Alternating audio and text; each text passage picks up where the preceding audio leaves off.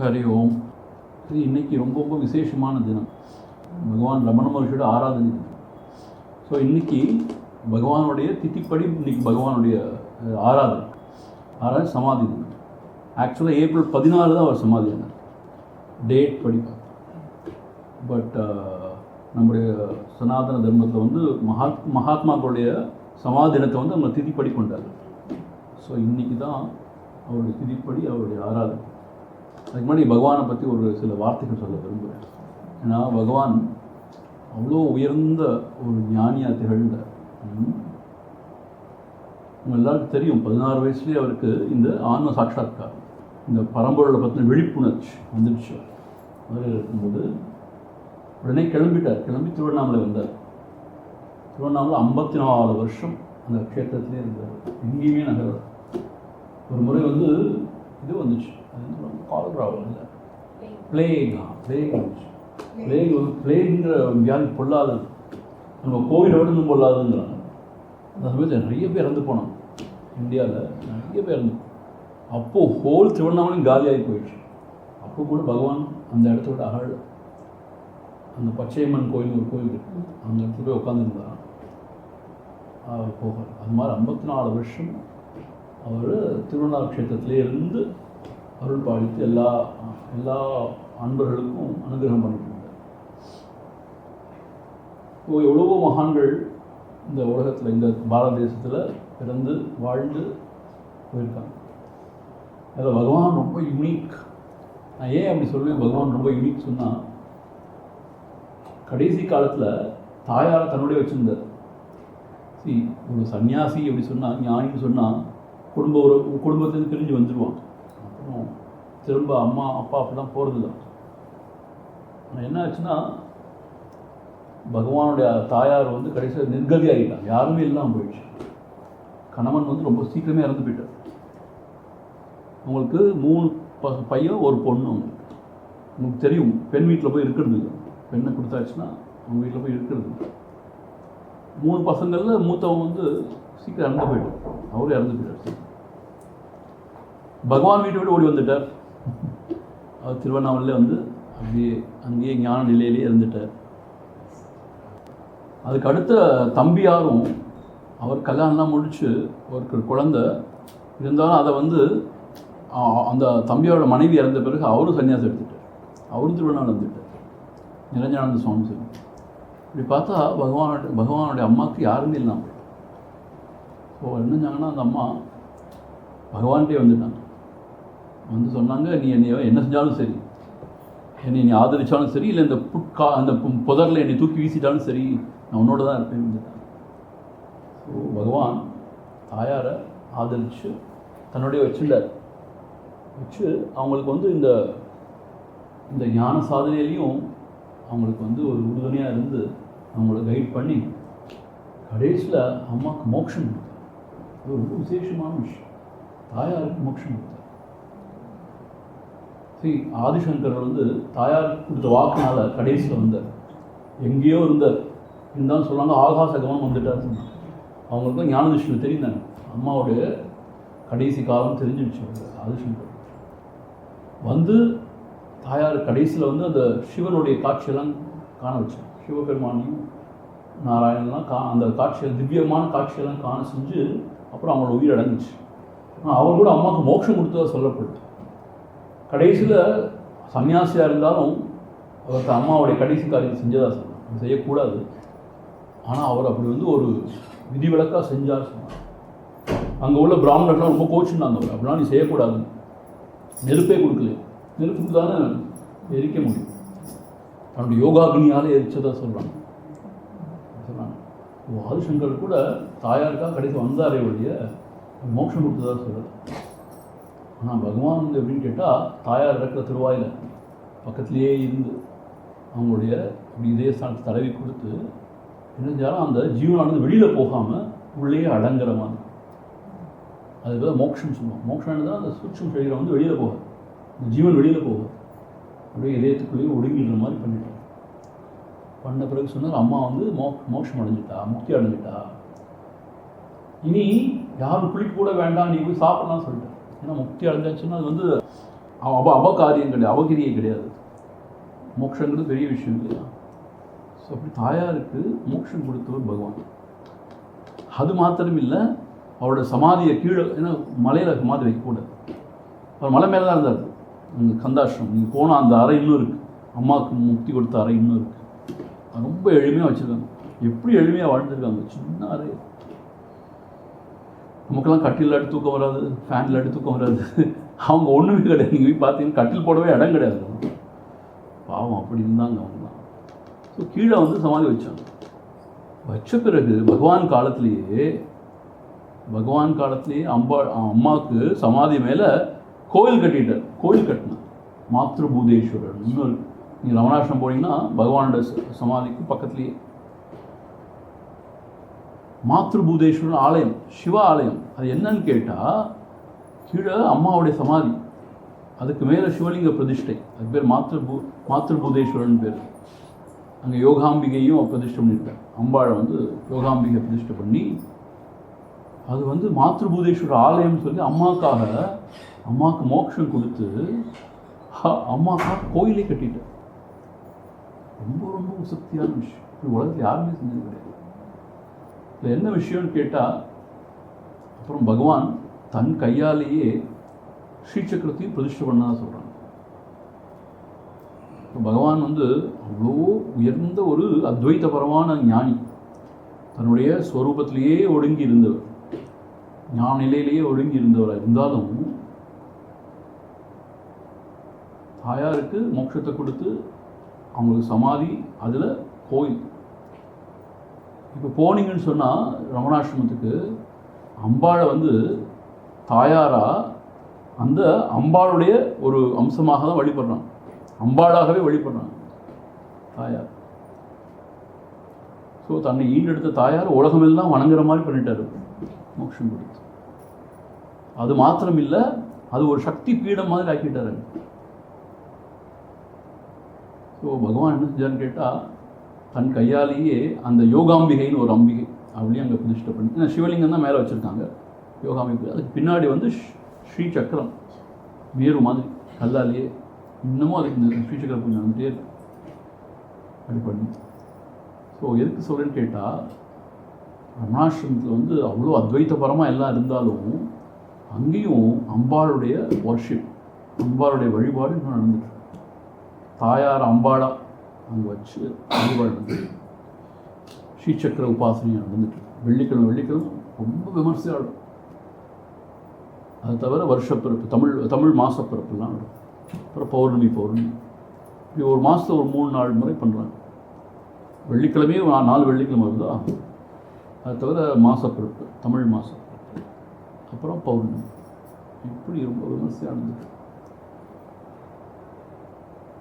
எதுக்காக சொல்கிறேன்னு கேட்டால், இந்த அம்பாள் உபாசனைங்கிறது ரொம்ப அற்புதமான விஷயம். அது அத்வைத்தியாக இருந்தாலும் சரி, யாராக இருந்தாலும் சரி, அம்பாளை உபாசனை பண்ணிப்பாங்க. ஆதிசங்கரை சௌந்தர்யத்தில் எவ்வளோ எழுதியிருக்காரு.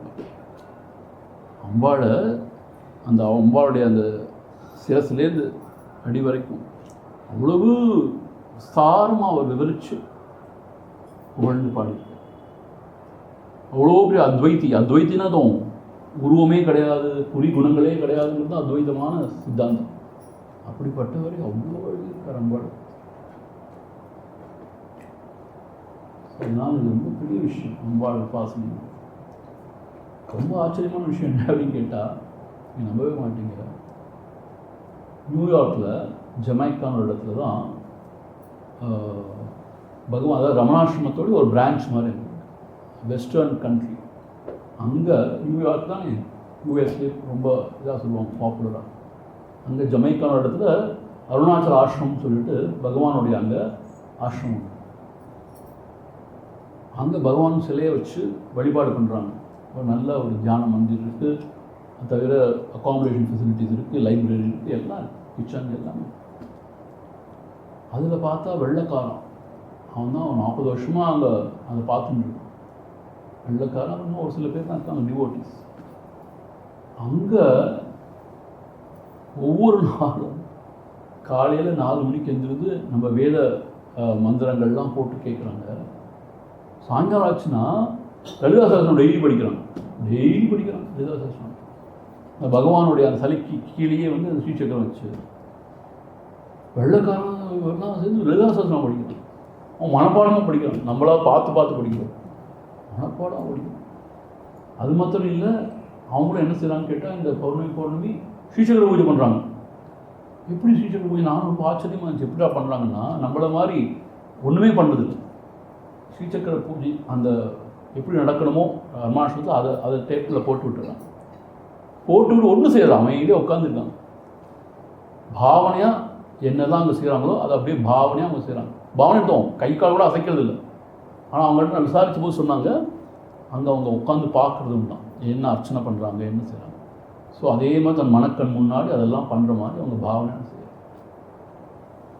ஸோ பகவானுடைய இது என்னன்னு கேட்டால் சக்தியையும் உபாசனை பண்ணியிருக்காங்க நான் நினைக்கிறேன். உபாசனை பண்ணது கிடையாது, அதுக்கு ஒரு இடம் கொடுத்துருக்காரு. ஸோ அத்வைத பரமானந்த அருணாச்சலம் பற்றி அவ்வளோ எழுதியிருக்காரு. அருணாச்சல ஸ்ருதி பஞ்சகம் 5 பெரிய நல்ல அற்புதமான பாடல்கள் எழுதியிருக்காரு. அங்கே வந்து அம்பாளை பற்றி ஏதாவது எழுதினான்னா ஒரு பெருசாக ஒன்றுமே எழுதலை. ஒரே ஒரு வார்த்தை அச்சலையான்னு ஒரு வார்த்தை யூஸ் பண்ணியிருக்காரு. அச்சலனோடு சேர்ந்து அச்சலையாயின்னு சொல்லி ஒரே ஒரு வார்த்தை தான் எழுதியிருக்காரு. சுதி கொஞ்சம் ஊராக பார்த்தா தோண்டி துருவி பார்த்தா ஏதோ வார்த்தை அச்சலைன்னு யூஸ் பண்ணியிருக்காரு. ஆனால் என்னன்னு கேட்டால் அவருடைய ஆசிரமத்திலேயே அம்பாளையே தன் தாயாரே அம்பாளாக எல்லாரும் பூஜிக்கும்படி பண்ணிட்டார். அது மாத்திரம் இல்லை, ஸ்ரீசக்கர உபாசனையை எல்லாரும் பண்ணுற மாதிரி. அது மாத்திரம் எங்கெங்கேயோ உலகத்தில் பாருங்கள், ரமணாசிரமம்னா எங்கெங்கேயோ எல்லா இடத்துலையும் இந்த ஸ்ரீசக்கரத்தை வச்சு உபாசனை பண்ணுறாங்க. அந்த மாதிரி செஞ்சுருக்காங்க. நான் எதுக்காக இது இங்கே சொல்ல நினச்சேன்னா, நம்ம இப்போ அதான் படிச்சுட்டு இருக்கோம் லலிதா சகஸ்ரநாமம் அம்பாளுடைய பெருமைகள். ஸோ பகவானை கூட அவ்வளோ பெரிய அத்வைத ஞானிகள் கூட, ஆதிசங்கரமாக அத்வைத ஞானிகள் கூட அம்பாளுடைய பெருமைகள் அவ்வளோ இருக்காங்க. அம்பாள் ரொம்ப சக்தியானது, சரியா, கருணை கடல் அம்பாள்.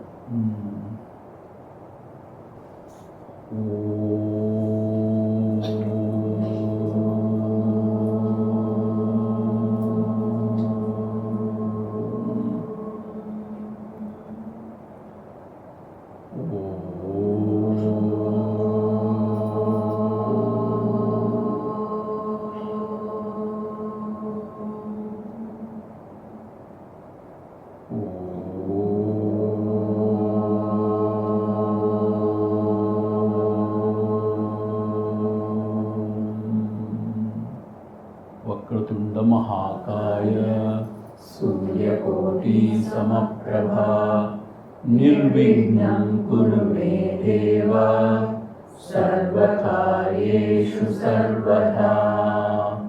गुरुर्ब्रह्मा गुरुर्विष्णु गुरुर्देवो महेश्वरः गुरुसाक्षात् परब्रह्मा तस्मै श्री गुरवे नमः। अन्नामलयाय अडियेனை ஆண்ட அன்றே ஆகியுடல் கொண்டாய் எனக்கோர் குறையுண்டோ குறையும் குணமும் நீ அல்லார் என்னே இவற்றை என்னுயிரே எண்ணம் எதுவோ அது செய்வாய் கண்ணே உந்தன் கடலினையில் காதல் பெருக்கே தருவாயே கண்ணே உந்தன் கடலினையில் காதல் பெருக்கே தருவாயே। ஓம் அதிமதுரசாபஹஸ்தாம் अपरिमितां मोदभावसौभाग्याम् अरुणाम् अतिशयकरुणाम् अभिनवकुलसुन्दरीं वन्दे। ॐ ऐं ह्रीं श्रीं நம்முடைய ஞானசம்பந்த மூர்த்தின்னு சொல்ல அந்த நாயனார் கூட குழந்தையாக பாடினார். அவர்லாம் கூட அம்மையப்பன் தான் பாடியிருக்கார். சிவபெருமான தனியாக அவர் பாடல. எப்பயுமே அந்த ரிஷப வாகனத்தில் அம்மையப்பனா அப்படி தான் பாடி. ஸோ எப்பயுமே அந்த அம்பாளோடு சேர்ந்த சிவனை தான் வழிபடணுங்கிற மாதிரி சொல்லியிருக்காங்க. ஸோ நம்ம ஆசிரமத்துக்கு கூட அருணாச்சல ஆத்மலிங்கேஸ்வர் வச்சுருக்கோம், கருணாம்பாளையும் வச்சுருக்கோம். இப்போது திருவண்ணாமலையில் ஒரு வினோதமான கதை சொல்ல உங்களுக்கு தெரியும் நினைக்கிறேன். நான் முதல்ல திருவண்ணாமலை போனது புதுசில் அந்த கோயிலை சுற்றி ஒரு தெருக்கு பேர் திருவூடல் தெருன்னு சொல்லுவாங்க. எனக்கு ஒரே ஆச்சரியம். இந்த ஊழல்னு சொன்னால் என்னன்னு கேட்டால், அந்த காதலர்களே அவங்க சொல்லி சண்டை போட்டுப்பாங்க. அந்த ஊழலை சேர்றது, ஊழலும் சண்டை போட்டு ஊழல் தெரு எதுக்கு இந்த பேர் இருந்துச்சுன்னு கேட்கும்போது அப்போ தான் அங்கே உள்ள டிவோட்டி சொன்னாங்க, ரொம்ப ஒரு விசேஷமான ஒரு விஷயம் இங்கே நடக்குது. திருவிழா நடக்குமா, வருஷம் திருவிழான்னு நடக்குமா. இது என்ன அப்படின்னு கேட்டால், ஒரு தேரில் அம்பாள் வருவா, கோச்சிட்டு போவாள். ஒரு சிவன் போய் கெஞ்சிட்டே போகிறான் பின்னாடி. அந்த காலத்தில் நடந்தது. முகத்தை போயிட்டே இருப்பார்.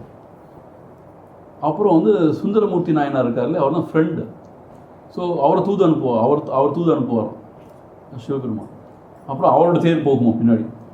அப்புறம் அம்பாள் அப்படியும் கோச்சு வரமாட்டாங்க. அப்படியும் ஒரு 2 வாட்டி 3 வாட்டி போயிட்டு அந்த அந்த வீதியில் நடக்குமா திருவள்ளுவர்.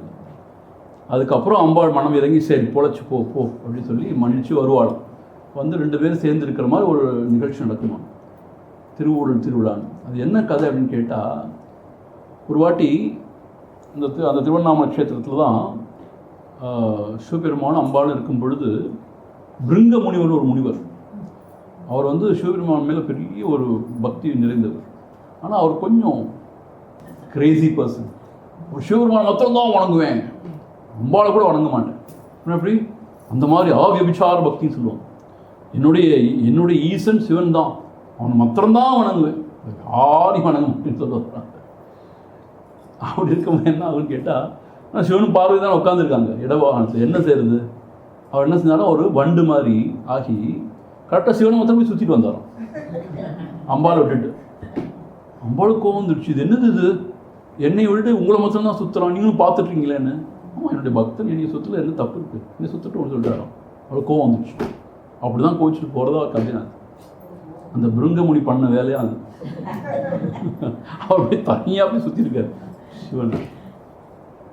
அப்படி செய்யக்கூடாதுன்னு நம்ம காமிக்கிறதுக்காக அந்த மாதிரி திருவிழாலாம் வச்சுருக்காங்க.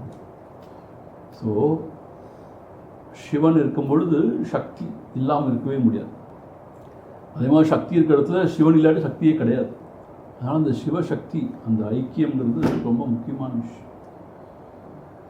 தந்தையார் மாத்திரம் இருந்தால் இப்படி தாயார் வேணாமா, தாயாரும் வேணும் இல்லையா. தாயார் மாத்திரம் தான் பார்த்தா தந்தையாரும் வேணும் இல்லையா. அது மாதிரி வாகர்த்தா இவ சம்பிருக்தோ வாகர்த்த பிரதிபத்தை ஜெகதக பிதரவு வந்தே பார்வதி பரமேஸ்வரன். ஒரு சொல் இருக்குன்னா அதுக்கு பொருள் இல்லாட்டி சொல்லுக்கு பிரயோஜனமே இல்லை. வாக்னா ஒரு சொல், வாக்கியம், ஒரு வாக், அதோடைய பொருள், அர்த்தம், இது ரெண்டும் இருந்தால் தான் ஒரு பிரயோஜனம். அதுபோல் சிவனும் சக்தியும் இருக்காங்க. வாக் பொருள், வாகர்த்தாவிவ சம்பிருக்தம், அவங்க பிரிக்கவே முடியாது. வாகர்த்த பிரதிபத்தை ஜெகதக பிதரவு வந்தே அப்படின்னு காளிதாசர் எழுதியிருக்கார். ரகுவம்சத்தில் முதல் செய்யுள் எழுதியிருக்கார். ஸோ பார்வதி பரமேஸ்வரர் பிரிக்கவே முடியாது. ஒரு வாக்கையும் அர்த்தத்தையும் எப்படி பிரிக்க முடியாதோ அதுபோல் பிரிக்க முடியாத சிவசக்தியாக இருக்காங்க. சரியா? ஸோ அந்த பரம்பொருள் அப்படின்னு சொல்கிற பரம்பொருளுடைய ஞான சக்தியாக வெளிப்படுறது அம்பாள்னு சாஸ்திரத்தில் சொல்லுவாங்க. அதே போல் முதல் எக்ஸ்பிரஷன் என்னன்னு கேட்டால் கருணை. அந்த கருணையாக வெளிப்படுறதுனால அம்பாள் அம்மாவா தாயாரை நம்ம கும்பிடுறோம். ஜெகத் ஜனனி ஜெகன் மாதான்னு யாதேவி சர்வபூதேஷு தயாரூபேன சம்ஸ்திதான்னு கொண்டாடுறோம். ஸோ அதனால தான் அம்பாளை நம்ம அவ்வளோ உயர்வாக போற்றி புகழ்ந்து பூஜனையெல்லாம் பண்ணோம். சரி, இப்போ நம்ம எதில் இருக்கோம் தெரியுமா உங்களுக்கு? 136 முடிச்சிட்டோம். 136 ஒரு வாட்டி படிங்கம்மா நீங்கள். அப்புறம் 137 போ. தீக்ஷிதா தைத்தியம். दीक्षिता दैत्यशमनी सर्वलोकवशङ्करी दीक्षिता दैत्यशमनी सर्वलोकवशङ्करी सर्वार्थदात्री सावित्री सच्चिदानन्दरूपिणी सर्वार्थदात्री सावित्री सच्चिदानन्दरूपिणी. ஸோ இதன் ஏற்கனவே பார்த்துட்டோம். தீக்ஷிதா, தீட்சைன்னா அறிவூட்டுறது. ஸோ தீட்சிதான்னு அறிவூட்டுபவளாக அம்பாள் இருக்கான்னு பார்த்தோம். தைத்திய சமனி, தைத்தியன்னு சொன்னால் அசுரர்கள், அசுரர்களை அடக்கி ஆள்பவளாக அம்பாள் இருக்கா. சர்வலோக வசங்கரி, உலகனைத்தையும் மயக்கி தன் வசப்படுத்தி வைச்சிருக்காளாம். சர்வலோக வசங்கரி. சர்வார்த்த தாத்ரி, சர்வ அர்த்த தாத்ரி, அர்த்தனா எல்லா விருப்பங்களையும் நிறைவேற்றக்கூடிய தாத்ரினா அதை எதை நம்ம வேண்டி கேட்குறோமோ அதெல்லாம் தருவாள். அதான் சர்வ அர்த்த தாத்ரி. சாவித்ரி, உலகை படைக்கும் சக்தி வடிவினளாக இருக்கா. சூரியனுக்கு சவிதான்னு பேர் உண்டு இல்லையா. சூரியன் இல்லாட்டி இந்த உலகமே கிடையாது. அவனுடைய சக்தியாகவும் திகழ்பவள் அம்பாள் தான். ஸோ சாவித்ரி. சச்சிதானந்த ரூபிணி, நம்முடைய இதயத்தில் ஆத்மஸ்வரூபமாக சச்சிதானந்த ஸ்வரூபிணியாக இருக்கா. இது வரைக்கும் நம்ம பார்த்தோம் 136 வரைக்கும். இன்றைக்கி நம்ம 137வது போவோம்.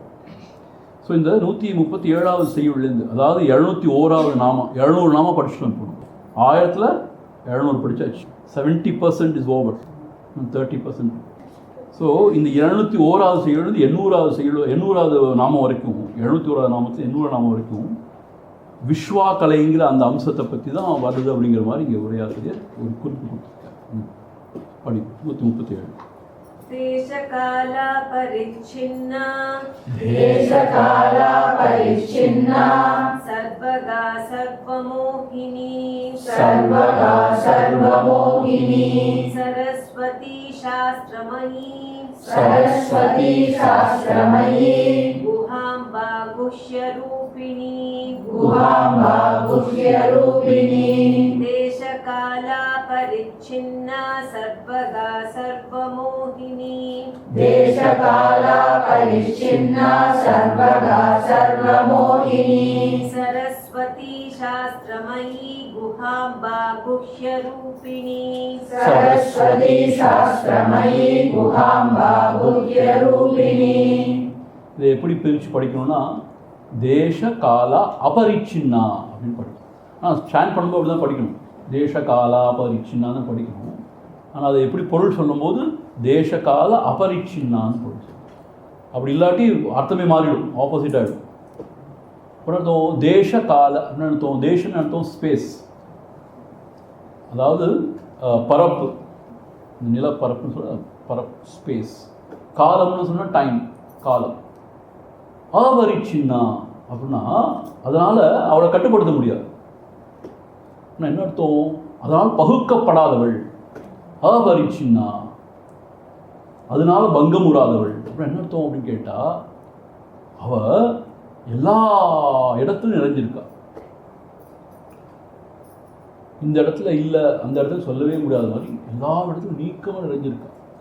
அதனால் தேசத்தால் அவளை பகுக்க முடியாது, அதே மாதிரி காலத்தாலையும் பகுக்க முடியாது. இந்த உலகம் தோற்றத்துக்கு முன்னாடிலேருந்தே, இந்த உலகத்தை தோற்றுவித்த பிரம்மாஜிக்கு முன்னாடிலேருந்தே இருந்து எல்லாரையும் உண்டு பண்ண அவதாங்கிற மாதிரி சொல்கிறதுனால, இனி இந்த உலகம் பிரளய காலத்தில் அழிஞ்சு போனாலும் அவள் இருப்பாங்கிறதுனால காலத்தால் அவளை டிஃபைன் பண்ண முடியாது, அவளை குறிக்க முடியாது. காலத்துக்கெல்லாம் அப்பாற்பட்டு எல்லா காலங்களும் இருந்து கொண்டு இருக்கா. காலத்துக்கெல்லாம் அப்பாற்பட்டு எல்லா தேசத்துலையும் இருக்கும் நிறைஞ்சிட்ருக்கா. தேசத்துக்கெல்லாம் அப்பாற்பட்டவங்கிறதுனால கால தேசத்தினால் அவளை வரையறைத்து சொல்ல முடியாது, அவளை பகுக்க முடியாது. அதுக்கெல்லாம் அப்பாற்பட்டவளாக இருக்கிறாள். அதுதான் தேச அபரிச்சின்னம், கால தேச அபரிச்சின்னா அப்படின்னு சொல்கிறார். ஸோ தேசத்தாலும் காலத்தாலும் பகுக்கப்படாதவளாக அபரிச்சின்னாவாக இருக்கிறாள். பாருங்களேன், இந்த புத்தகம் லலிதாசன புத்தகம் இருக்குது, இது தேச கால பரிச்சின்னம் அடைஞ்சுதான் இருக்குது. அப்படின்னு அர்த்தம் அதோட ஆக்காரம் இவ்வளோ தான். இந்த இடத்துல ஒரு பாட்டில், இங்கே புக் இல்லை இல்லையா, அப்போ பரிச்சின்னமாக தான் இருக்குது. அர்த்தம் அதுக்கு ஒரு வரையறை இருக்குது இந்த புத்தகத்துக்கு. காலம்னா இது பிரிண்ட் பண்ணது ஒரு 10 வருஷம் முன்னாடி வச்சுக்கோங்களேன், இன்னொரு 15 வருஷத்தில் இது அப்படியே உளுத்து போயிடும். ஸோ தேச காலத்தினால கட்டுப்பட்டு மீன்ஸ் ஒரு வரையறைக்கு உட்பட்டு. ஆனால் அம்பாள் அப்படி கிடையாது. எந்த தேசத்துலையும் கட்டுப்படல, எல்லா இடத்துலையும் நீக்கம் அடைஞ்சிருக்கான். எந்த காலத்தாலும் அவளை கட்டுப்படல. அப்படிங்கிறது மாதிரி தான் தேச கால அபரிச்சின்னா அப்படின்னு சொல்லுவாங்க. அதே மாதிரி சர்வகா. சர்வகா என்ன கேட்டால் எல்லா பொருள்களையும் வஸ்துக்களையும் நிறைஞ்சிருக்கா. தேச கால வஸ்துன்னு சொல்லுவாங்க. 3 விஷயம் சொல்லுவாங்க.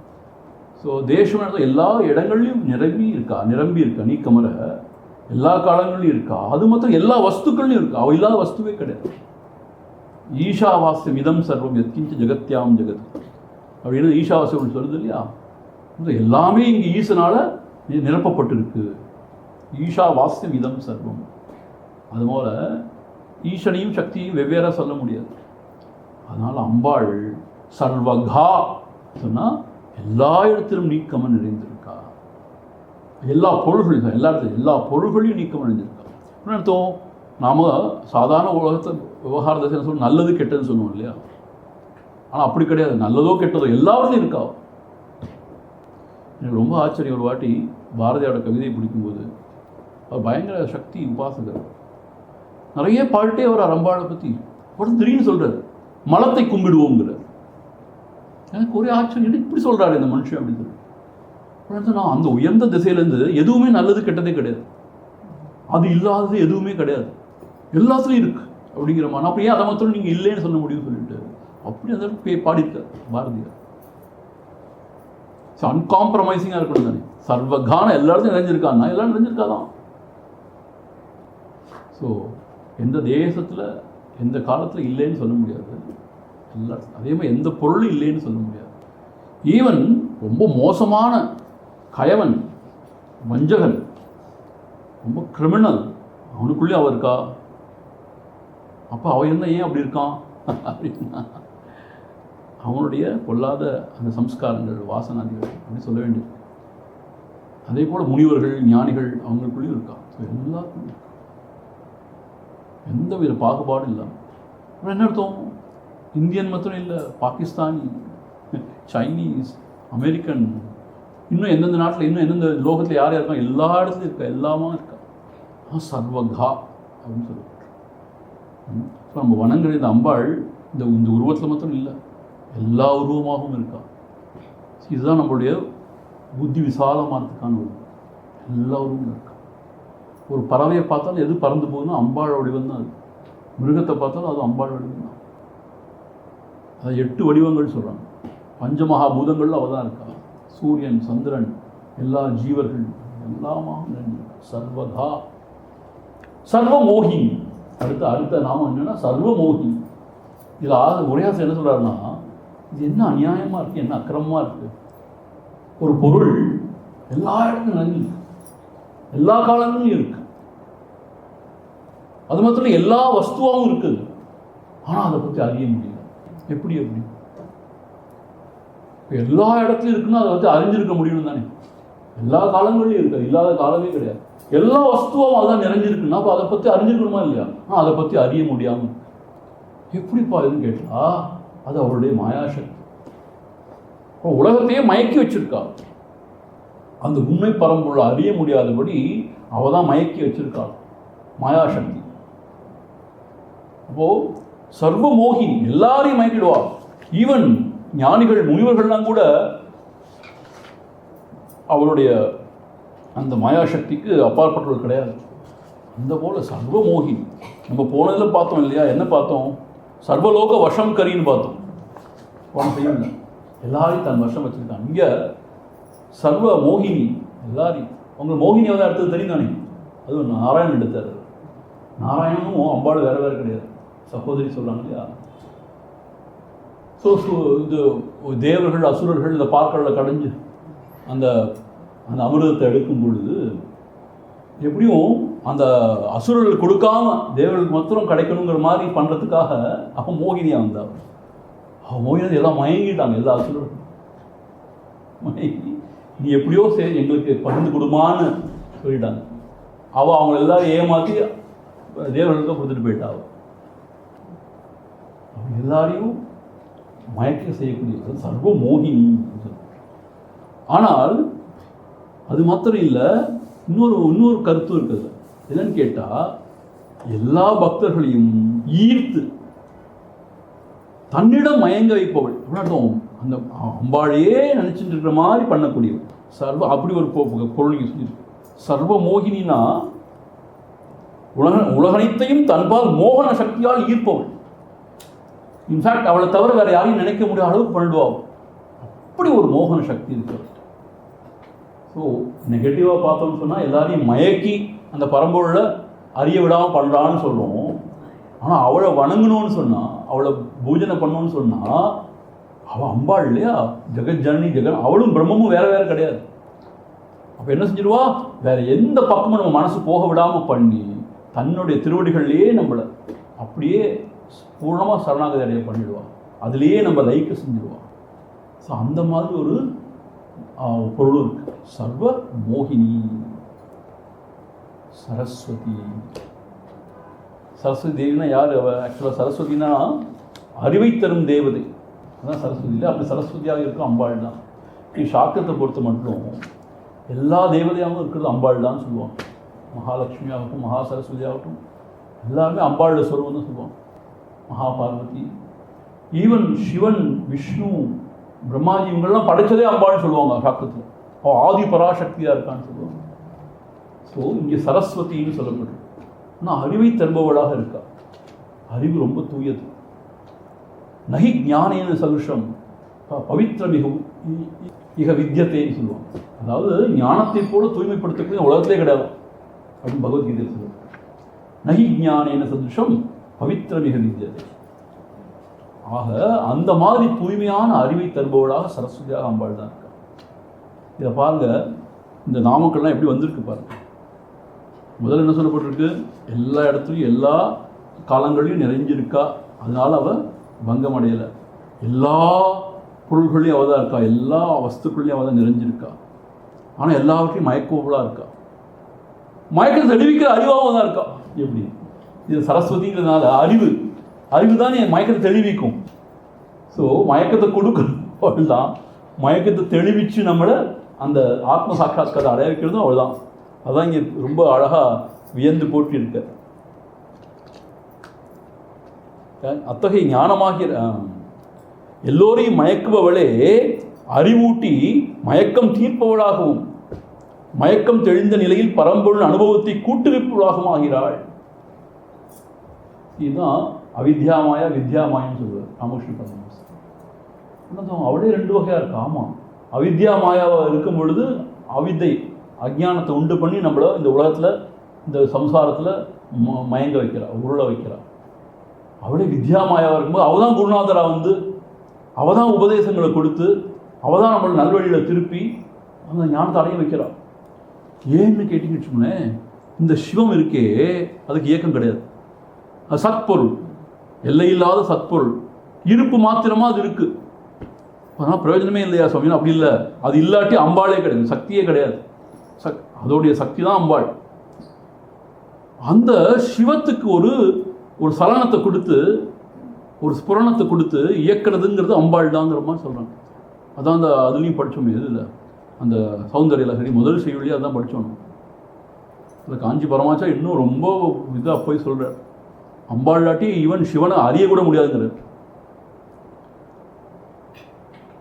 ஸோ அப்படி இருக்கிறதுனால இந்த உலகத்தில் நம்ம சமயத்தில் வந்து தேவன் சாத்தான் ரெண்டு சொல்கிறது கிடையாது.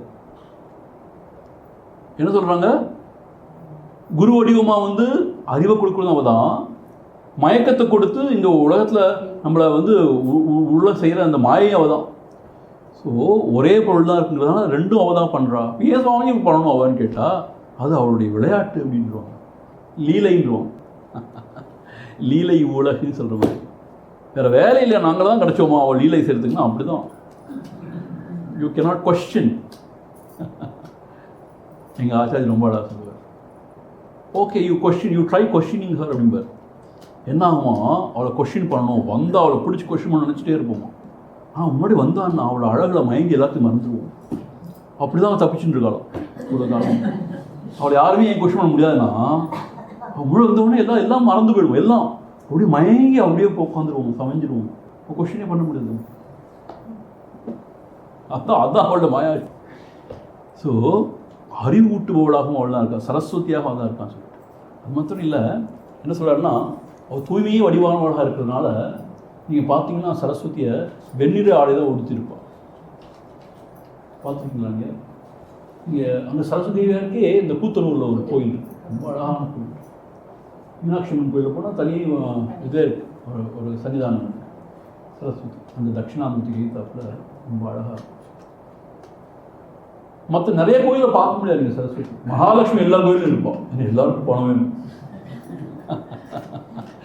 பாவம் சரஸ்வதி ஒரு சில கோயில்கள்லாம் இருக்கான்னு வச்சுக்கோங்க. ஸோ அது ரொம்ப ரேர், ஒரு சில கோயிலாக இருக்கான்னு சொல்ல வர. அதான் தூய்மையானவள் இருக்கிறதுனால வெண்ணிற ஆடை உடுத்திருக்கா, வெண் தாமரையில் உட்கார்ந்துருக்கா. அவளுடைய வாகனம் என்ன தெரியுமா? அன்னம், ஹம்சம். என்ன அழகான விஷயம் பாருங்க. ஹம்சம், ஹம்சம் எதுவும் அதாவது ஆய்ந்து அறியக்கூடியது, பகுத்து ஆய்ந்து அறியக்கூடியது. பாலையும் தண்ணீர் வச்சா பாலமுத்திரம்னு சொல்லுவாங்க இல்லையா, அப்படி ஒரு இது உருவகப்படுத்திருக்காங்க பாருங்க. அது மாத்திரம் இல்லை, ஸ்படிகத்தாலான அ முதல் க்ஷ வரையிலான எழுத்துக்களை மணிகளாக கொண்ட அக்ஷமல மாலையை ஏந்தி இருக்கிறான். ஸ்படிக மாலை, அந்த மலையில் ஆலேருந்து அக்ஷ வரைக்கும் அக்ஷரங்கள்லாம் மணிகளாக தொகுத்துருக்கு. அது ஒரு கையில் வச்சுருக்கா. ஏன் அப்படி வச்சுருக்கா அப்படின்னு கேட்டால், இந்த ஜப சாதனைகள் அவ்வளோ முக்கியங்கிறது உணர்த்துறதுக்கா. மனம் ஒடுங்கணும், மனம் ஒருநிலைப்படணும்னா ஜபம் செய்யணுங்கிறதுக்கா, அதை உணர்த்துறதுக்காக வச்சுருக்காங்க. அப்படி மனசு ஒருமுகப்பட்டுச்சுன்னா ஞானம் உண்டாகும். ஞான தேவதையே பாருங்க, கையில் என்ன வச்சுருக்கா? அந்த ஸ்படிக மாலையை வச்சுருக்கா அப்படின்னு சொல்லிட்டு, அவளுக்கு ஏன் சரஸ்வதின்னு பேர் இருந்துச்சு? ஆக்சுவலி திஸ் உரையாசிரியர் இஸ் வெரி யூனிக் பர்சன். அப்படி அருமையாக சொல்கிறார். ஏன் சரஸ்வதின்னு பேர் இருந்துச்சு? இது வரைக்கும் நம்ம கேள்விப்பட்டது இல்லை. சரஸ்வதி சரஸ்வதி கேட்டிருக்கோம். அதுக்கு ஒரு பேர் காரணம் சொல்கிற, அப்சல்யூட்லி ஒண்டர்ஃபுல்.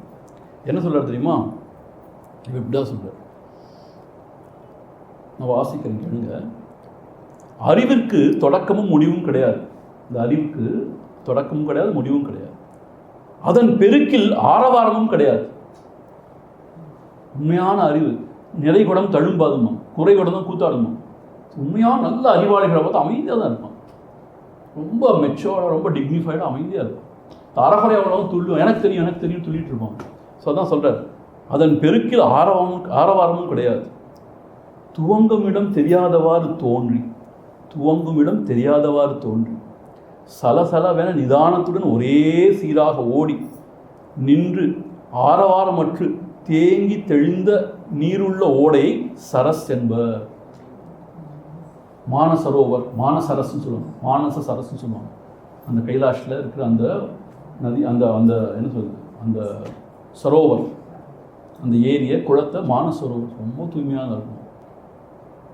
ஸோ நீங்கள் பார்த்துங்களா, அதாவது இப்போது காவேரியெல்லாம் சொல்கிறாங்க இல்லையா, அவ்வளோ பெருக்கெடுத்து ஓடுது. ஆனால் எங்கேருந்து உண்டாச்சு பார்த்து மேலே போய் பார்த்தா சின்னதாக ஆரவாரமே இல்லாமல் தான் தோணுது. பெருக்க தலைக்காவேரி ரொம்ப உயரத்தில் எங்கேயோ இருக்கும் அது. அதே மாதிரி கங்கையோடைய மூலத்துக்கு போனால் அப்படி தான், கங்கோத்திரி இன்னும் போவாங்க, கங்கோத்திரிக்கு இன்னும் உள்ளே போவாங்க. பார்த்தீங்கன்னா ரொம்ப தெரியாதவாது ஆரம்பித்து என்ன சொல்ல சலன்னு ஒரே சீராக ஓடி ஆரவாரமற்று தேங்கி தெளிந்த ஓடை சரஸ் என்பர். அறிவும் அப்படி தாரையாக இடைவிடாமல் ஓடை போல் அவள் அருளால் பெருக்கெடுத்து கொண்டு ஓடுகின்ற அத்தகைய ஞானமாகிற ஓடையை கொண்டவள் சரஸ்வதி. சரஸ்னா அந்த ஓடையை தான் சரஸ் சொல்லுவோம்.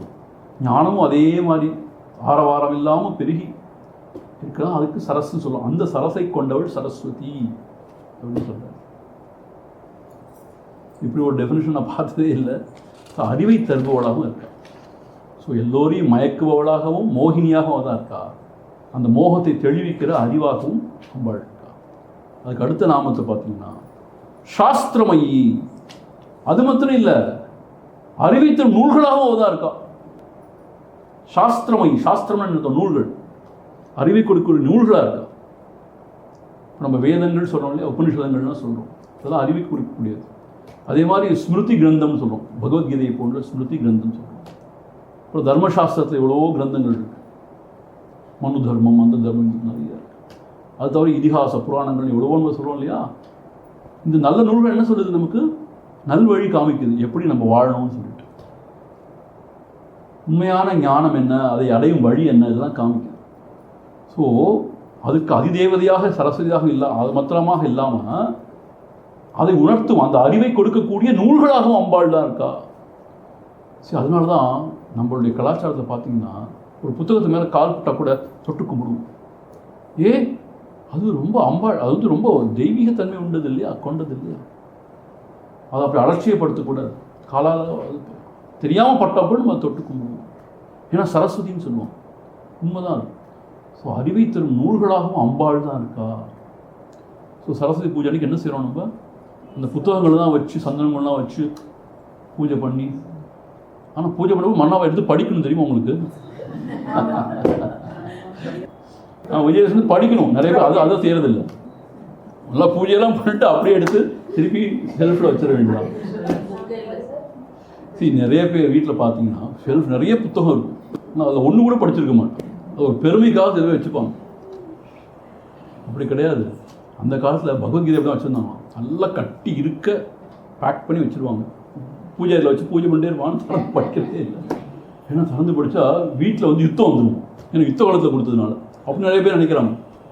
நான் உங்களுக்கு கேட்குறது என்னன்னு கேட்டால், சரி படிக்காமல் விட்டீங்களே, யுத்தம் இல்லாமல் இருக்கா வீட்டில்?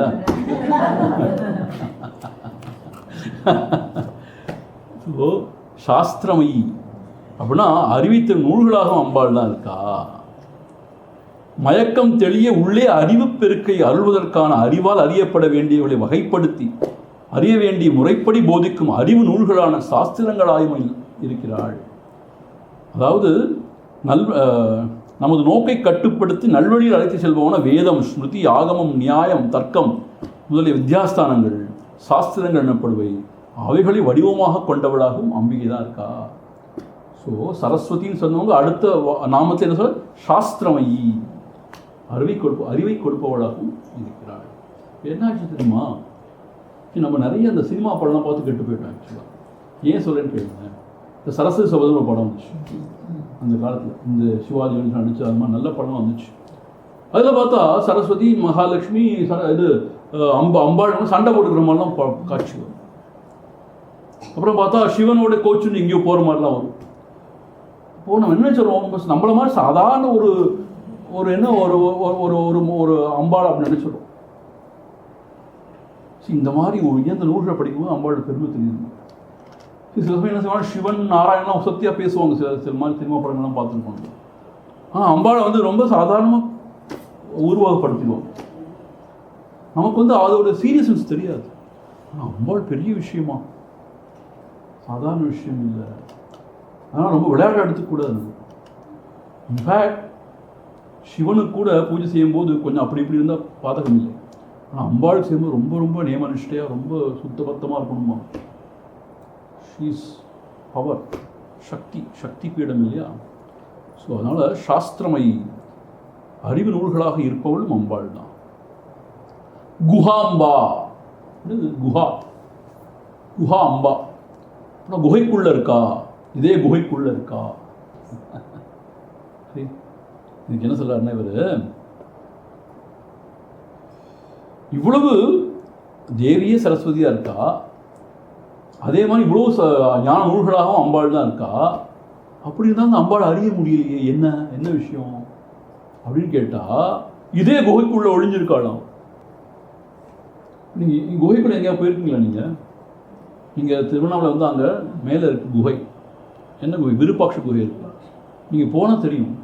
ஆக்சுவலாக உள்ளே போனீங்கன்னா ஒன்றுமே தெரியாது, இருட்டாக இருக்கும். நிறைய பேர் உட்காந்துருப்பாங்க. நீங்கள் விறுவிறுன்னு போனீங்கன்னா எல்லா மேலே மிதிச்சுட்டே போக வேண்டியது, இல்லை தடுக்கி விட வேண்டியதான். ஏன்னு கேட்டால், இந்த வெளிச்சத்துக்கு பழக்கப்பட்ட கண்களுக்கு வந்து குகைக்குள்ளே போன உடனே எதுவுமே தெரியாது. கொஞ்சம் நேரம் போய் அந்த இருட்டை போய் பழகணும். கண் இருட்டு பழகினாதான் அங்கே உள்ளவங்கெல்லாம் தெரிவாங்க. அதுபோல் இந்த சம்சாரத்தில் இந்த வெளி உலகத்திலேயே தெரிஞ்சுட்டு இருக்க நமக்கு அம்பாள் எதே தெரிஞ்சாலும் நமக்கு தெரியாது. என்ன சொல்கிறாங்க, கொஞ்சம் அகமுகப்பட்டு அவளை உள்ள தேடணும். உள்ள தேடி கொஞ்சம் நல்லா உற்று நோக்குனாதான், உள்முகமாகி உற்று நோக்கினால்தான் அவர் தெரிவாள். நான் சொல்ல இதெல்லாம் அவர் தான் சொல்கிறார். குகையினுள் சென்று இருட்டில் பழகிய பின்னரே அங்குள்ள பொருள் துளங்கும். பொருளை காணும் உள்நோக்குள்ளவர்களால் மட்டும் அறியக்கூடியவள் குகையில் பிரகாசிப்பவள். அப்போ உள்நோக்கு உள்ளவர்கள் அர்த்தம் அகமுகப்பட்டு உள்ள தேர்றவங்களுக்கு மாத்திரம்தான் அவள் தெரியவா. ஏன் அவள் இதே குகைக்குள்ள இருக்கிறதுனால குஹாம்பான்னு பேர் அவள். அந்தர்முக சமாராத்யா பகிர்முக சுதுர்லபம். வெளியிலேயே பார்த்துட்டு இருக்கணும் ஒன்றும் விளங்காது. கொஞ்சம் புலன்களையெல்லாம் அடக்கி மனசை ஒருமுகப்படுத்தி உள்ளே பார்த்தா தான் அவள் தெரியவா. ஏன் இதே குகைக்குள்ளே இருக்கா. ஆனால் பகவான் என்ன பண்ணிட்டார் தெரியுமா? எல்லா புலன்களையும் வெளிநோக்கி படிச்சுட்டார்.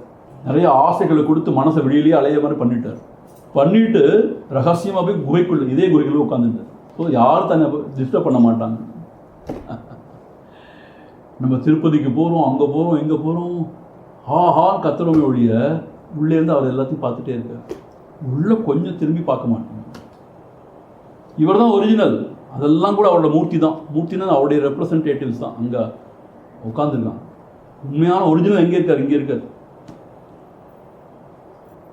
ஓ குஹாம்பா குகைக்குள்ள இருக்கா. இது வந்து ஒரு ஸ்லேடை மாதிரி அமைஞ்சிருக்குன்னு சொல்றாரு இந்த உரையாசிரியர். முருகனுக்கும் குஹன்னு பேர் உண்டு தெரியுமா உங்களுக்கு? குஹன். வேலுண்டு வினையில்லை, மயிலுண்டு பயமில்லை, குஹனுண்டு குறைவில்லை மனமே, கந்தனுண்டு கவலை இல்லை மனமே. பாட்டு இருக்கு, நல்ல பாட்டு. ஸோ குஹன் ஒரு பேர். ஏன்னு கேட்டால் அவரும் ரகசியமாக இதே குகைக்கு குஹன்னு பேர். ஸோ அந்த குஹனுடைய அம்பான்னு சொல்லலாம், அதை குஹாம்பாங்கிறது. ஸோ அவளையே குஹாம்பான்னு சொல்லலாம், ஏன்னா குகைக்குள்ளே இருக்கிறதுனால. இன்னொரு பொருள் என்ன சொல்லலாம்னா குஹன்னு சொல்லக்கூடிய முருகப்பெருமானுடைய தாயாராக இருக்கா, அதனால் குஹாம்பா அப்படி சொல்லுவாங்க. ஸோ இந்த ரெண்டு வகையான பொருளாகவும் இங்கே சொல்லியிருக்காங்க. சொல்லிட்டு அடுத்த நாமம் குஹ்ய ரூபிணி. என்ன அர்த்தம்? குஹாம்பா மாத்திரம் கிடையாது, குகையில் இருக்கான்னு சொல்ல முடியாது, ரொம்ப ரகசியமான ஒரு வடிவனாளாக இருக்கா குஹ்ய ரூபிணி. என்ன அர்த்தம்னு கேட்டால் அவளை வந்து புலன்களால் அறிய முடியாது, மனதால் அவளை வந்து கற்பனை பண்ணி பார்க்க முடியாது. இப்போ என்னதான் செய்யறது? குருவினுடைய மொழிகள், உபதேச மொழிகள், அதை கொண்டு அறியக்கூடிய ரகசிய ரூபிணியாக இருக்கிறாள். குஹான்னு சொன்னால் குஹ்யம்னு சொன்னால் ரகசியம்னு அர்த்தம். ராஜவித்யா ராஜகுஹ்ய யோகம்னு படிச்சிருக்கோம்ல கீதையில் 9வது அத்தியாயம்.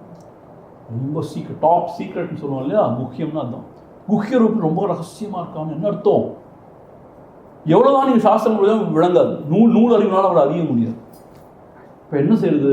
சரியான ஞான குரு வந்து உபதேசம் பண்ணி அந்த உபதேசத்தை நம்ம செவிமடுத்து அதை பற்றி திருப்பி சிந்தித்து அப்படி அதை உள்முகப்பட்டு தியானம் பண்ணால்தான் அவளை உணர முடியும். அப்படின்னா அது ரொம்ப ரகசியமான வடிவனடாக இருக்கா. ஸோ குருநாதர் உணர்த்தினாதான் அவளை உணர முடியுமே ஒழி நம்மளால் உணர முடியாதுங்கிறது தான் இங்கே பொருளாக சொல்லியிருக்கார். குருவின் அருளின்றி பெற முடியாதபடி அவளது வடிவம் ரகசியமாக மறைத்து வைக்கப்பட்டுள்ளது. ஏன் அவள் மறைக்க வைக்கப்பட்டுள்ளது தெரியுமா? அதுக்கு சொல்றது. அவ்விதம் மறைப்பது அஸ்ரத்தையுடன் அணுகி தவறாக புரிந்து கொள்ளாமல் இருப்பதற்கே. ஏன் ஒரு ரகசியம் வச்சுருவாங்க கேட்டால், இல்லை நம்ம ரொம்ப கேஷுவலாக ஆகிடுவோம். நம்ம இவ்வளோ ஈஸி தானே, இதில் என்ன இருக்குது? அஸ்ரத்தையாக போனால் நம்ம ஆளை யோசிக்காமல் தவறாக புரிஞ்சுக்குவோம். இல்லை தவறாக புரிஞ்சு அப்புறம் அது ஒன்றுமே பிரயோஜனம் இல்லை இல்லையா? ஆனால் ரகசியமாக வச்சாலும் ஒன்றும் நல்லா ரொம்ப ஆழ்ந்து பார்ப்போம், கவனத்தோடு பார்ப்போம், அப்போது சரியாக பார்ப்போம். இதுதான் விஷயம்.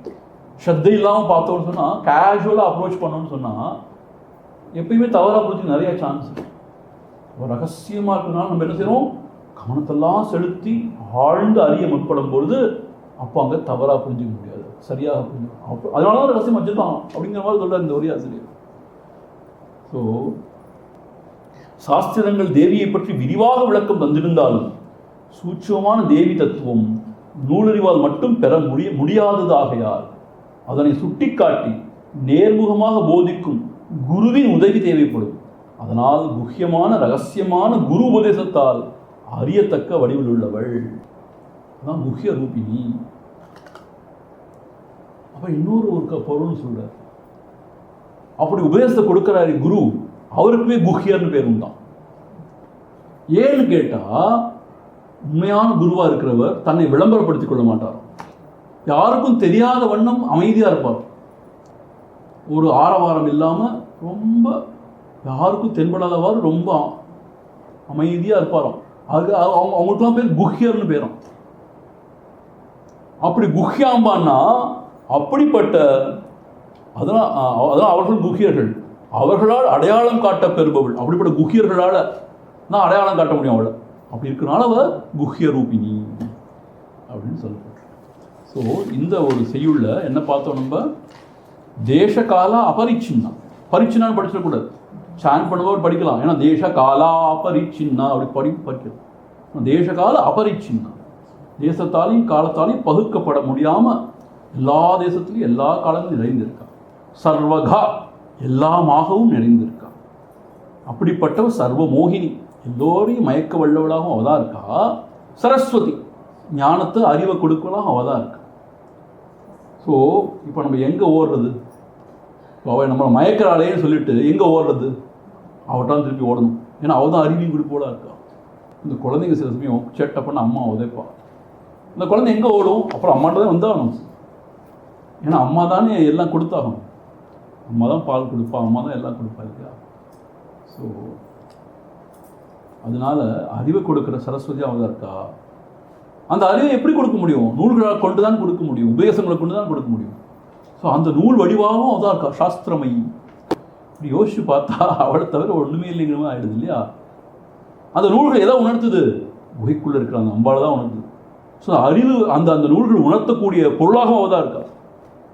இதய குஹர மத்தியே கேவலம் பிரம்ம மாத்திரம் அகமகம் இது சாட்சாத் ஆத்மரூபேன குஹாம்பா குஹ்ய ரூபிணி. அர்த்தம் ரொம்ப ரகசியமாக இருக்கிறதுனால குருவினோட உபதேசத்தை கொண்டு தான் அவளை உணர முடியும். நம்மால் நேராக உணர முடியாது. ஏன்னா நம்மளோட அறிவுக்கு எட்டாத பொருள் அது. சரி, அறிவு ஒரு அளவு தான் போக முடியும், அதுக்கு மேலே அறிவு எட்டாது.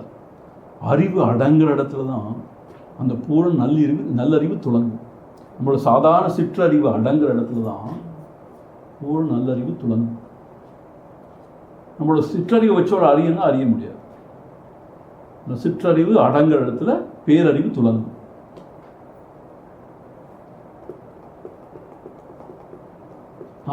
நான் ஒன்று தானத்து நானான் என்றொன்றது தானாக தோன்றுமே ஒன்று. இந்த நான் சொல்றதான் சிற்றறிவுன்னு சொல்றாங்க. அது ஒடுங்குற இடத்துல தான் நான் என்று பூரண நல்லறிவு துளங்கும். ஆனால் குஹ்ய ரூபிணி ரொம்ப ரகசியமாக இதே குகைக்குள்ளே இருக்கா. அதனால பெரிய பெரிய அறிஞர்கள் கூட அறிய முடியல. எவ்வளோ விஞ்ஞானிகள்லாம் இருக்காங்க, எவ்வளவோ பெரிய விஞ்ஞானிகள்லாம் இருக்காங்க. ஆனால் அவங்க எவ்வளோ தான் இந்த உலகத்தை பற்றி ஆராய்ச்சி பண்ணி நிறைய விஷயங்கள் கண்டுபிடிக்கிறாங்க, ஆச்சரியமான விஷயங்கள் கண்டுபிடிக்கிறாங்க. அதை கண்டுபிடிச்சாலும் அந்த பரம்பொருளையே அறிய முடியலன்னு கேட்டால் அதுக்கு அடக்கம் வேண்டும். அது மாத்திரம் உள்ள ஆழணும். வெளியிலேயே இருந்தால் தெரிஞ்ச பிரயோஜனம். உள்ள ஆழணும். அது உள்ள ஆழதான் கஷ்டம். சரி, மனசு வெளியில் போக எப்பயும் ரெடியாக இருக்கும். கோயிலுக்கு போவோமா, ரைட் வந்து வரேன். தீர்த்த யாத்திரை போவோமா, வெரி குட். சாண்ட் பண்ணுவோமா, இந்த வரேன் நான் ஃபஸ்ட்டு வந்து சாண்ட் பண்ணுவேன். எல்லாத்துக்கும் ரெடியாக இருக்கும். கொஞ்சம் நேரம் தியானம் பண்ணுவோமா, தியானம் கொஞ்சம் கஷ்டம் சுவாமிஜி. கொஞ்சம் ஜபம் பண்ணுவோமா, தூக்கம் வரும் சுவாமிஜி. ஏன்னா தூங்கியே பழகிட்டோம், அமைதியாக இருக்கும்போது தூங்கி பழகிட்டோம். இந்த ஜபம் தியானம் கொஞ்சம் கஷ்டம். பாட சொல்லுங்க, நான் பாடுறேன். ஆட சொல்லுங்க, நான் ஆடுறேன். இது யோகா சுவாமி சொல்லுவார், சும்மா இருக்க முடியாமல் தான் படிப்பும் பாட்டுங்கிறார். படிப்பும் பாட்டுங்கிறார். நம்ம வந்து புத்தகங்கள்லாம் படிக்கிறோம் இல்லையா, அது மாதிரி. அதுக்கு காரணம் என்னென்னா சும்மா இருக்க முடியாமல் தான். ஸோ சும்மா இருக்கிற திறனத்தை வாய்ச்சிச்சு சொன்னான். அந்த மௌனியாக சும்மா இருக்கிறத வாய்ச்சுன்னா எதுவுமே தேவையில்லை. ஏன்னா பூர்ணமான பொருள் அவன் இருக்கும். ஸோ அந்த குகையில் அவள் ரகசியமாக இருக்கிறதுனால தான் அவளை அறிய முடியாமல் இருக்கு. ஆனால் குருநாதரோட உபதேசம் அதை அறிவிக்கக்கூடியதாக இருக்கு. அவள் அறிவிக்கக்கூடியதாக இருந்தால் கூட நாம் அகமுகப்படணுமே. நமக்காக அவர் பார்த்து பிரயோஜனம் இல்லை. சொல்லாமல் வச்சுக்கோங்களேன், அதோ பார் இந்த அழகான பூர்ணச்சந்திரன் தெரியுது பாருன்னு காமிக்கிறாங்க, கண்ணு கையால் காமி. எங்கேன்னு பார்த்தா நமக்கு தெரியாட்டி பிரயோஜனம் இல்லை. அவர் பார்க்குறாரு, நல்லா இருக்குன்னு. நமக்கு ஒன்றுமே விளங்க மாட்டேன், எங்கேன்னு பார்த்து. ஸோ அந்த அழகை எப்போ ரசிக்க முடியும்? நம்ம பார்த்தா தான் அந்த அழகை ரசிக்க முடியும் இல்லையா? அவர் எவ்வளோ தான் அது விவரித்தாலும், அது அப்படி இருக்குது இப்படி இருக்குது எவ்வளோ விவரித்தாலும் ஏதோ நல்லா இருக்கும் போதுன்னு தெரியுமே ஒழியா அது என்னன்னு நமக்கு தெரியாது. சரி, நம்மளோட பெட்ரூமில் யாரோ ஒரு அழகான ஒரு படம் பிடிச்சி அந்த முழு நிலவை ஒரு ஃபோட்டோ வச்சோன்னு சொன்னேன், அதை பார்த்தா அதோட அழகு நமக்கு புரிஞ்சிருமா? புரியாது. எவ்வளோதான் அழகான ஃபோட்டோ வரணும் புரியாது. there is nothing like seeing with your own eyes the beautiful moon இல்லையா? அது ஒரு படமாக்கி மாட்டினா கூட அது பிரயோஜனம் இல்லை. யாராவது அதை எவ்வளோ விவரிச்சாலும் பிரயோஜனம் இல்லை. நாம் அதை பார்த்தா தான் அந்த ஆனந்தம் நமக்கு சொல்கிறாங்க இல்லையா. அதுபோல் குருநாதர் அனுபவித்து அப்படி இப்படி சொன்னாலும் நாம் அகமுகப்பட்டு, ஏன்னா குகையில் இருக்காது, வெளியில் போனால் புரியாது, உள்ள ஆழணுமே. குகையில் இருக்கிறவள அனுபவிச்சா தான் நமக்கு விடாங்க. ஸோ நம்ம வெளியில் தள்ளுற மோகினியாகவும் தான் இருக்கா, உள்ளே கொண்டு வர்ற அறிவை தர்ற சரஸ்வதியாகவும் தான் இருக்கா, கொடுக்குற நூல்களாகவும் அவள் தான் இருக்கா, அந்த நூல்கள் உணர்த்துற பொருளாகவும் அவன் தான் குகையில் மறைஞ்சிருக்கா, அந்த மறைபொருளை விளக்கிற குருவாகவும் தான் வந்து விளக்குறா. இது கண்ணாமூச்சி மாதிரி அவள் தான் எல்லாம் எல்லாம் செய்கிறா. சரி, முதல்ல தாயாவரா தந்தையாவரா அதை நம்ம அப்ரிஷியேட்டே பண்ண மாட்டேங்கிறோம் இல்லையா. We take it for granted. அப்புறம் ஆசானாவரா எல்லாமே அவள் தான் வரா இல்லையா. அன்னபூரணியாவரா உணவு கொடுக்குறா, அவள் தான் உணவு எல்லாமே கொடுக்குறா. ஸோ அப்படி நம்ம அம்பாளை நினைக்க ஆரம்பிச்சிட்டோம்னா அம்பாளை தவிர வேறு ஒன்றுமே இல்லைன்னு நம்ம என்ன நினைக்கிறோம், இந்த உருவத்தில் மாத்திரம் தான் இருக்கான்னு சொல்லிட்டு என்ன செய்கிறோம், அந்த உருவத்தோடையே நம்ம அந்த நம்மளுடைய அந்த வழிபாட்டை முடிச்சுக்கிறோம். அது ஓகே, ஆரம்ப திசையில் ஃபைன், பட் நம்மளுடைய கருத்து விசாலமாகும் இல்லையா. ஸோ அம்பாள் இல்லாத இடமே கிடையாது. தேசகால அபரிச்சின்ன சர்வகா எல்லாமாகவும் இருக்கா. அப்படி நம்மளுடைய விஷன் எக்ஸ்பேண்ட் ஆகும். சரியா, இப்போ அடுத்ததுக்கு போயிடுவோம். ஒரே ஒரு இது பாருங்க, கொஞ்சம் டைம் 5-10 minutes இருக்கு. சர்வோபாதி வினிர்முக்தா. சர்வோபாதிர்வினிர்முக்தா சதாசிவபதிவ்ரதா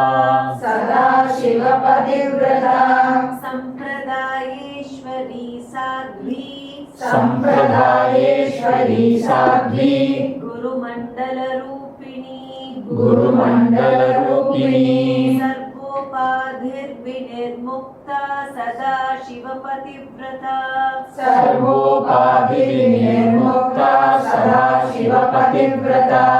சம்பிரதாயேஸ்வரி சாத்வி குருமண்டலரூபிணி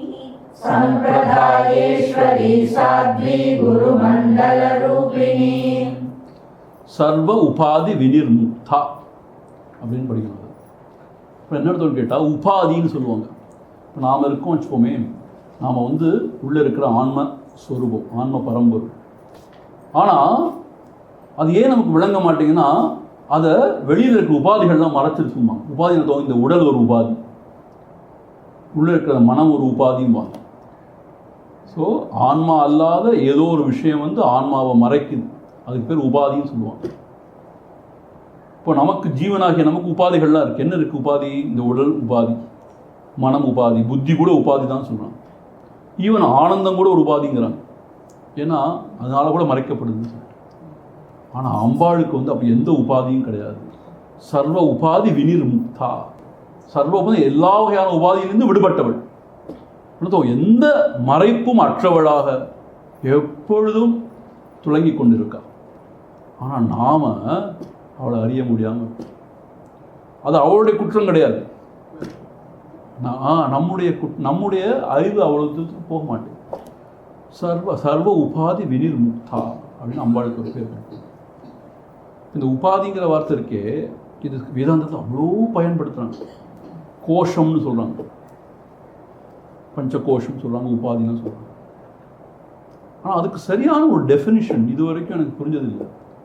ஆனால் இந்த மனுஷன் அப்படி ஒரு டெஃபினிஷன் கொடுக்குற இந்த உரையாசிரியர், வாட் இஸ் இ, நல்ல அறிஞர். இப்படி தான் கொடுக்கணும் டெஃபினிஷன். ஒரு வரை விளக்கணம்னா இப்படி தான் கொடுக்கணும். உபாதினா என்ன அப்படின்னு கேட்டால் அது சரியாக சொல்ல தெரியும்.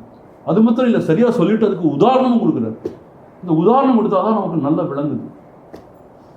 என்ன சொல்கிறார் பாருங்க, இதை நான் ரொம்ப அப்ரிஷியேட் பண்ணேன். நீங்கள் எவ்வளோ அப்ரிஷியேட் தெரியாது எனக்கு. I was so days today இந்த மாதிரி ஒரு டெஃபினேஷனை கேட்டு. அது என்ன சொல்கிறான்னு கேட்டால், ஒரு வஸ்து இருக்குன்னு வச்சுக்கோங்க. ஒரு வஸ்து, ஏதோ ஒரு பொருள் இருக்குது, வஸ்து இருக்குது. அந்த வஸ்து இன்னொரு ஏதோ ஒரு சேர்க்கையால் மாறுபாடு அடையும், மாறுபாடு தோன்றும். நான் ஃபுல்லாக சொல்லிக்கிறேன், அப்புறம் அவர் உதாரணம் சொல்கிறாரு, புரிஞ்சுக்கணும். அந்த மாறுபாடு சேர்க்கை விலகியதும் மறையுமானார். எதனால மாறுபாடு உண்டாச்சு? ஏதோ ஒரு எக்ஸ்ட்ரா வெளியிலேருந்து ஏதோ ஒன்று வந்து சேர்ந்துருக்கு, அதனால ஒரு மாறுபாடு உண்டாயிடுச்சு. அவர் என்ன சொல்றாருன்னா, அந்த எக்ஸ்ட்ரா வந்து சேர்ந்ததை நீக்கிட்டோம்னா அந்த மாறுபாடு இல்லாமல் போயிடுச்சுன்னா, அப்போது அந்த மாறுபாடு எதுக்கு உண்டாக்குச்சோ அது பேர் தான் உபாதி அப்படிங்கிறது. என்ன சுவாமி கொஞ்சம் கஷ்டமாக இருக்குது அப்படின்னு சொன்னால் அதுக்கு ஒரு உதாரணம் சொல்கிறேன். என்ன சொல்கிறாரு கேட்ட உதாரணம், ஸ்படிக லிங்கம் இருக்குது. ஸ்படிக லிங்கம், அந்த ஸ்படிகலிங்கத்தின் மேல் சிகப்பு மந்தாரைப்பூ வச்சுருக்காங்க. யாரும் மந்தாரைப்பூ, சிகப்பு மந்தாரைப்பூ வச்சுருக்காங்க. அப்படி வச்சுருந்தோன்னு சொன்னால் நிறமற்ற லிங்கத்தை அந்த மந்தாரைப்பூ சிவப்பாக்குகிறது. ஸ்படிகம்னா எந்த நிறமும் இல்லாத ஸ்படிகம் தெரியுதா உங்களுக்கு? ஆனால் அந்த ஸ்படிகத்துக்கு மேலே ஒரு சிவப்பு பூ வச்சா என்ன ஆகிடும்? ஸ்படிகமே செவந்து போன மாதிரி காட்சி இல்லையா? இப்போது அந்த மந்தார பூ எடுத்துட்டீங்க, திருப்பி ஸ்படிகம் என்ன ஆகிடும்? இல்லை அப்படியே தான் இருக்கும் சொல்ல முடியும். இல்லை, திருப்பி நிறம் இல்லாததாகிடும். அப்போது நிறம் இல்லாமல் இருக்கிறது தான் அந்த ஸ்படிகத்தோட உண்மையான இயல்பு. இப்போ ஒரு மந்தாரை பூன்னு வெளியிலேருந்து ஒரு சேர்க்கையை கொண்டு வந்து வச்ச உடனே அது மாறுபாடு அடைஞ்சிடும், சிவந்து போயிடுது. இப்போ அந்த மந்தார பூ எடுத்தால் சிவப்பு நிறமும் இல்லாமல் போயிடுது. அப்போ அந்த சிவப்பு நிறத்தை கொடுத்தது மந்தார பூ தான், அதோட உபாதி. இப்போ இந்த ஜீவன் வந்து பரபிரம்ம ஸ்வரூபம் தான். ஆனால் ஏதோ காரணத்தில் இந்த உடம்பு மனம்னு ஒன்று சேர்ந்துச்சு, அதனால இவன் வேற மாதிரி ஆயிருக்கும், பந்தப்பட்டு சமுதாயத்தை உழறான். இப்போ தியானத்தின் மூலமாகவோ விசாரத்தின் மூலமாகவோ இந்த உடல் மனதை நான் இல்லைன்னு ஒதுக்கிட்டான்னு சொன்னால் திருப்பி அவன் பரபிரம்ம ஸ்வரூபம் ஆகிடுவோம். இந்த மாறுபாடு அடையிறதுக்கு எதுவாக இருந்துச்சு? அந்த உடல் மனம், அதுதான் உபாதி. இப்படி எந்த உபாதி அம்பாள் கிடையாது. அப்படி என்ன அர்த்தம் கேட்டால், எதனாலும் மாறுபாடு அடையாதவளாக இருக்கிறாள். அவள்கிட்ட கொண்டு எதை சேர்த்தாலும் சரி, எதை எடுத்தாலும் சரி, அவள் மாறுபாடே அடையாததுனால அவளுக்கு உபாதின்னு ஒன்றுமே கிடையாது. சர்வ உபாதி விநிர்முக்தா. பாருங்களேன், உங்களோட பசங்க இருக்காங்க, நீங்கள் என்ன சொல்லிங்க? தம்பி நல்ல பசங்களோட சேரணும்ப்பா அப்படின்னு சொல்லுவீங்க. ஏன்? சேர்க்கையை பொறுத்து அவனோட குணாதிசயங்கள் மாறும், அவனோட இயல்புகள்லாம் மாறும் இல்லையா? அப்போது யாரோ ஒருத்தனோட சேர்க்கையினால இவனோட இயல்பே மாறிடுது. அப்போ அந்த ஃப்ரெண்டு கொஞ்ச நாள் வெளில போயிட்டான்னு தான் இவனும் சரியாயிடுவான். ஸோ அந்த ஃப்ரெண்டு வந்து சேரானே அவன் தான் உபாதிங்கிற மாதிரி. ஸோ வெளில ஏதோ வரதான் இவன் மாறிடுறான். அம்பாள் எப்படின்னு கேட்டால், எது வந்தாலும் எது அவன் மாறவே மாட்டான், மாறாது, எதனாலும் மாறுபாடு அடையாதவள இருக்கா. அதனால் சர்வ உபாதி விநிர்முக்தா. அவள் எதனாலும் தன்னுடைய நிலையிலேருந்து பிறண்டு மாறுபாடு அடையிறதில்லை. என்ன வந்தாலும் என்ன போனாலும் எப்பொழுதும் தன்னுடைய இயல்போடையே இருக்கா. அதனால் சர்வ உபாதி விநிர்முக்தா. ரொம்ப அழகா சதாசிவ பதிவிரதா. சதாசிவனுடைய பதிவிரதையாக இருக்கிறாள். பதிவிரதனா என்னப்பா? அதுக்கு ஒரு டெஃபினிஷன். என்ன டெஃபினிஷன்? டோன்ட் கெட் டிஸ்கரேஜ்டா. பதிவிரதை என்ன சொல்ல போறார்? கணவரே முக்கியமானவர் என கொண்டு எப்போதும் எங்கும் அவரை பேணுவதிலேயே கருத்து கொண்டால் அது பதிவிரதமாகிறது. போச்சுடா, கிளீன் போல்ட். ஸோ பதிவிரதைன்னு யார் அப்படின்னு கேட்டால், கணவனே தான் முக்கியம்னு நினச்சி அவரை வந்து பேணுதல் நடத்துவோம், அவருக்கு உபசாரம் செய்கிறது. எங்கே போனாலும் சரி, சில பேர் நான் பார்த்துருக்கேன், எந்த கல்யாணத்தை போனாலும் சரி ஹஸ்பண்டே பார்த்துட்டு அவங்களுக்கே கேட்குது. அதுதான் பதிவிரதைன்னு சொல்லப்பட்டிருக்கீங்க. ஸோ அதுதான் பதிவு. அப்படி சிவனையே முக்கியமானவனாக கொண்டு அவனுக்கே எல்லா பணிவனையும் செஞ்சு கொள்றவர் அம்பாள்னு சொல்லப்பட்டு. நாட் பேடுன்னா ஒரு நல்ல ரோல் மாடலாக இருக்கா. இன்னொரு பொருள்னு சொல்றார். என்னன்னு கேட்டால், பதியின் விரதத்தையே தன் விரதமாக கொண்டவள் பதிவிரதா. ஸோ அதான் சீதையை வந்து கல்யாணம் பண்ணி கொடுக்கும்போது ஜனகர் சொல்லுவார். என்ன சொல்லுவார் கேட்டால், அவர் சொல்லுவார், இவ வந்து என்னுடைய மகளா இவளாக இருந்தா இந்த சீதா, இன்னிலிருந்து உனக்கு சகதர்மச்சாரிணியாக இருப்பான்னு சொல்லி. ரொம்ப அருமையான ஒரு வார்த்தை, சகதர்மச்சாரிணி. என்ன அர்த்தம்? நீ என்னெல்லாம் தர்மத்தில் ஈடுபடுறியோ, என்னெல்லாம் தர்மத்தை செய்யறதுக்கு முற்படுறியோ அதுக்கெல்லாம் உதவிகரமாக இருப்பான். சகதர்மச்சாரிணி. இங்கே அதே மாதிரி தான், கணவனுடைய விரதங்கள் என்னவா இருக்கோ அது தன்னுடைய விரதம் மாதிரி எடுத்து அவர் செய்யறதுனால பதிவிரதா. பதியுடைய விரதத்தை தன் விரதமாக ஏற்றுக்கொள்கிறாள்.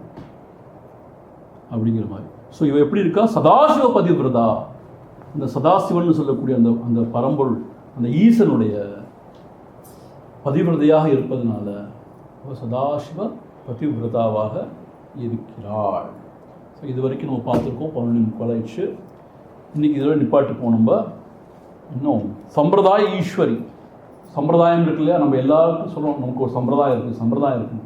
அது மாதிரி சாக்த சமயத்துலேயும் ஒரு சம்பிரதாயம் இருக்குது. அதோட ஈஸ்வரியாக தலைவியாக தான் இருக்கான்னு சொல்ல போகிறாங்க. அப்புறம் சாத்வி, சாத்வின்னு கேள்விப்படுறீங்களா? சாத்வி ரிதம்பரான்னு ஏதோ போய் கேள்விப்படுறீங்களே. ஆனால் இங்கே அந்த சாத்விக்கு அந்த அர்த்தம் இல்லையா. இதெல்லாம் விளக்காட்டி நமக்கு ஒன்றுமே விளங்காது. நம்ம சாத்வினா என்ன நினச்சிப்போம், ஒரு சாதுன்னு நினச்சிப்போம். அப்படி இல்லையா, சாது ப்ளஸ் இ, சாத்வின்னு சொல்லி சாதுக்கு ஒரு பொருள் சொல்கிறார், ஈக்கு ஒரு பொருள் சொல்கிறார். ஈங்கிறது காமகலான்னு சொல்கிறார், காமகலா வடிவாக இருக்கான்னு சொல்ற மாதிரி சொல்கிறார். ஈங்கிறது இதெல்லாம் டெக்னிக்கல் சமாச்சாரம். ஸோ சாத்விங்கிறதே 2 நாமமாக சொல்லிடுறாரு. சாது ப்ளஸ் இ, சாத்வி. நம்ம ஒரு நாமம் நினச்சிப்போம் சாத்வின்னு, 2 நாமம். சாது ப்ளஸ் இ, சாத்வி. அப்புறம் குருமண்டல ரூபிணி. குருமண்டலம்ங்கிறது அந்த குரு சிஷ்ய பரம்பரை மாதிரி சொல்கிறாங்க. அந்த குரு சிஷ்ய பரம்பரைக்கு அதான் அதிபதியாக தலைவியாக இருக்கிறதுனால குருமண்டல ரூபிணி. எல்லா குருவாக வர்றது அம்பாள்லாங்கிற மாதிரி குருமண்டல ரூபின்னு சொல்ல போகிறாங்க. இதெல்லாம் நம்ம அடுத்த கிளாஸில் படிப்போம். ஓம் பூர்ணமத பூர்ணமிதம் பூர்ணாத் பூர்ணமுதச்யதே பூர்ணஸ்ய பூர்ணமாதாய பூர்ணமேவாவசிஷ்யதே. ஓம் சாந்தி சாந்தி சாந்தி. ஹரி ஓம். ஸ்ரீ குருப்யோ